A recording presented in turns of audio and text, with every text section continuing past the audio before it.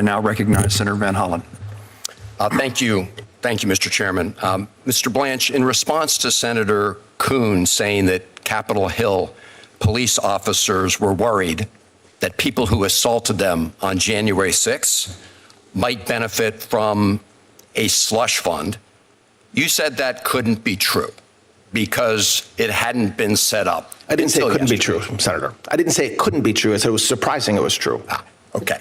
So it is very possible that people have been anticipating getting payments from the administration, people who were part of the attack on the Capitol on January 6th, right?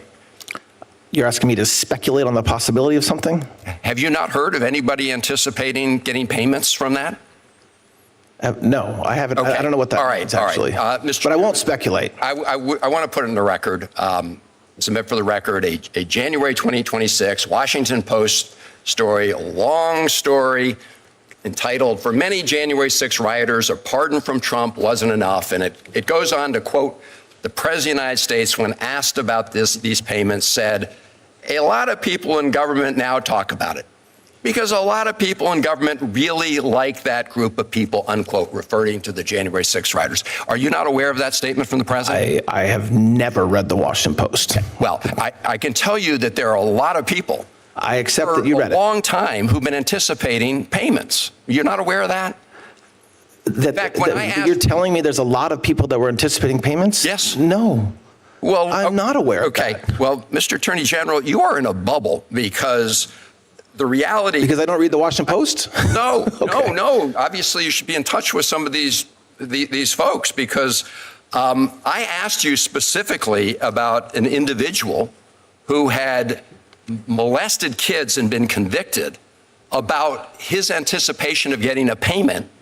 And you said that couldn't be true. In fact, that was a lie. I want to read you. I didn't say that. I got the transcript right. Good.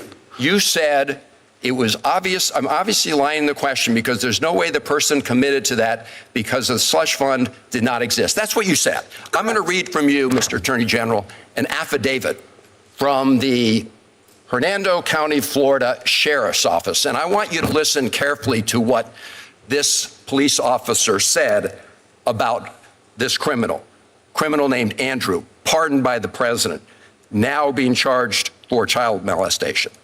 He says, Andrew also told that since he was pardoned for storming the Capitol on January 6, 2021, and he was being awarded $10 million as a result of being a January 6er, Andrew did tell that he would be putting him in his will, referring to one of the victims of his molestation. He would be putting him in his will to take any money he had left over.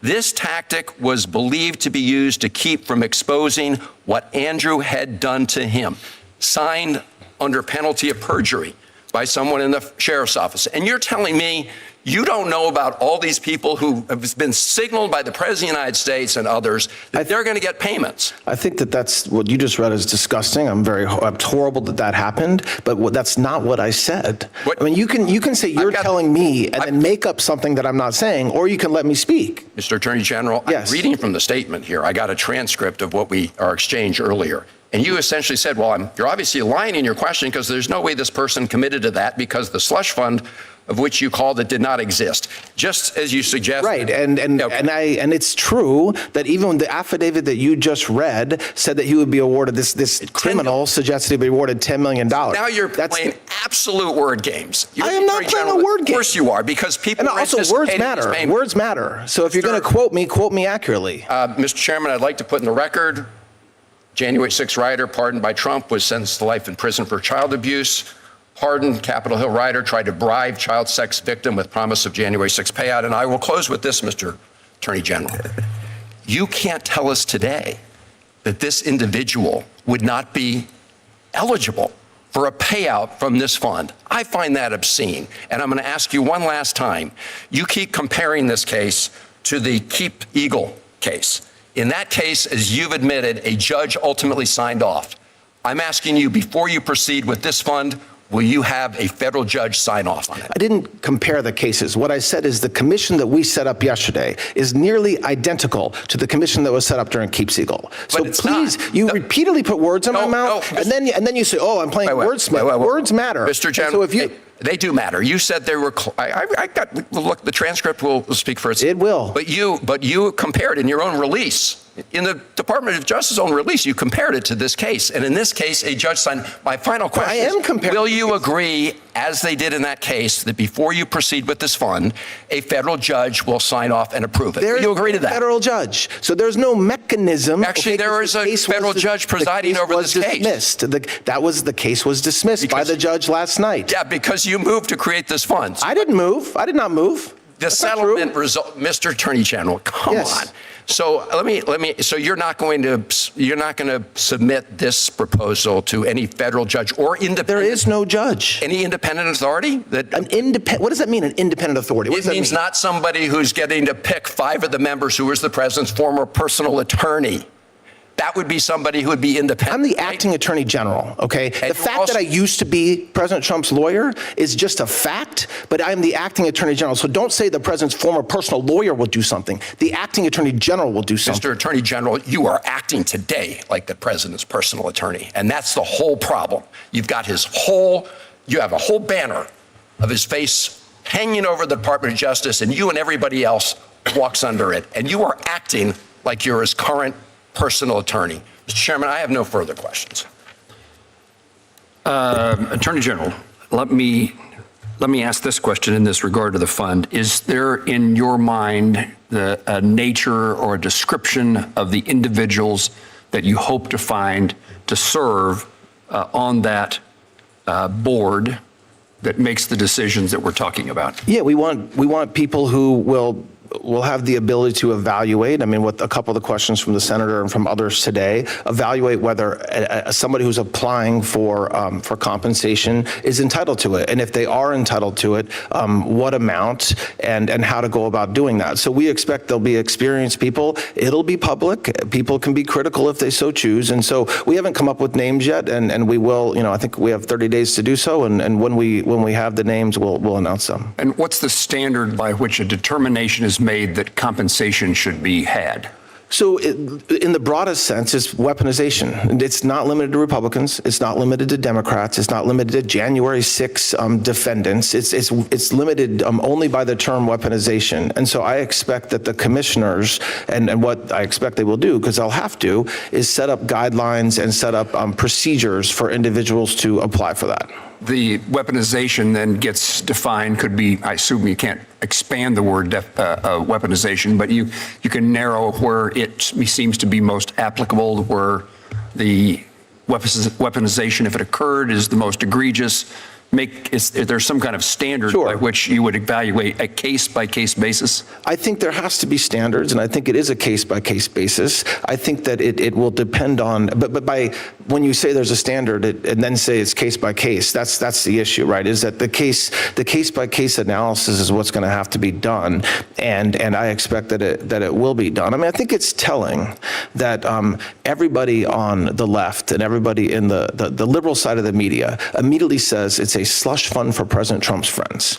If anything else, that's an outright admission that they know that the people that really had this Department of Justice weaponized against them were President Trump and his friends. But that is not what the commission says. That is not what the AG order that I signed yesterday says. It does not limit it to President Trump or President Trump's friends. To the contrary, President Trump isn't taking a dime. And so the fact that there's a view that this slush fund, which it's not, is going to be only given to Republicans or friends of the president is one, not true. But two, it's very telling that that's the reaction from Democrats, because it proves the point that President Trump has been saying for a very long time, which happens to be true, which was for the first time in our nation's history, You had an administration seek to destroy the previous administration, not just President Trump, anybody that came in contact with him. I've said it before, but you're talking about his gardeners being put in the grand jury, his Secret Service detail being put multiple times in the grand jury. That's what the last administration did to try to destroy President Trump. And he has said publicly, and I very much agree with him, that he doesn't want this to ever happen again to anybody. And so how do you go about making sure it doesn't happen again to anybody? Well, you change the culture, which is what we're doing. You also set up a mechanism where people that did have it weaponized, have this Department of Justice and this federal government weaponized against them, can apply. Does it mean they're going to get money? No, it doesn't mean they're going to get money. It just invites them to apply. And they make a case of some kind to meet some standard, right? Yes, and there's a flaw in the legal system because this legal system was not set up to compensate for what the Democrats and what Biden and what Garland did for 4 years. It doesn't know how to cope with the fact that hundreds and hundreds of administration officials had their phones taken from them. Members of the Senate had their had their phone records subpoenaed and weren't told about it. The system is set up for that. In answers to questions previously put before you this morning, you took, I assume, because what the settlement agreement says, you eliminated certain individuals from being qualified to receive benefits from this fund. What's the list of those individuals? Well, the plaintiffs in the underlying lawsuit have agreed to accept an apology. So that's President Trump and his sons, I believe. And otherwise, there is no limitation. So whether you're Hunter Biden or whether you're another individual who believed they were a victim of weaponization, they can all apply to this fund. And again, it doesn't mean the commissioners will agree. It doesn't mean that they're getting $10 million or whatever was just read a few minutes ago. It just means that you can apply. And the decision by the commission is by a majority? Yes. 3 of 5? Correct. And finally, this issue, while it's of interest to all of us as United States senators, this committee has no jurisdiction over this issue, in a sense, because this is mandatory spending. Have you had conversations with Senator Durbin or Senator Grassley or the Judiciary Committee?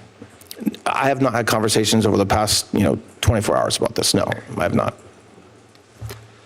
General, anything you'd like to add to what you've said today or take away from whatever you said today? No, just thank you and the committee for their time today.